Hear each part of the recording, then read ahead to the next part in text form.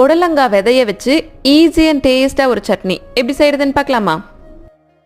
First புடலங்காயில் இருக்க விதையை எடுத்துக்கலாம். இப்போ ஒரு கடாயில் 2 டேபிள் ஸ்பூன் எண்ணெய் ஊற்றி புடலங்காய் விதையை உள்ளே சேர்த்து இந்த அளவுக்கு நல்லா கோல்டன் ப்ரௌன் எல்லோயிஷ் கலர் ஆகிற வரைக்கும் குக் பண்ணி எடுத்துக்கலாம்.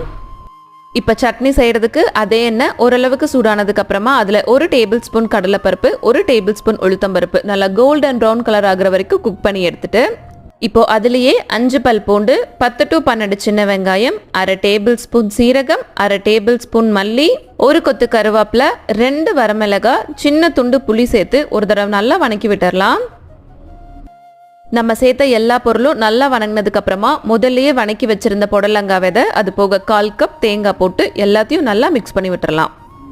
இப்போ ஆறுனதுக்கு அப்புறமா ஒரு மிக்சி ஜாரில் மாற்றி 1/4 டேபிள் ஸ்பூன் கல்லுப்பு, 1/4 டம்ளர் தண்ணி சேர்த்து நல்லா சாஃப்டாக அரைச்சி எடுத்தோம் அப்படின்னா டேஸ்டான புடலங்காய் சட்னி ரெடி.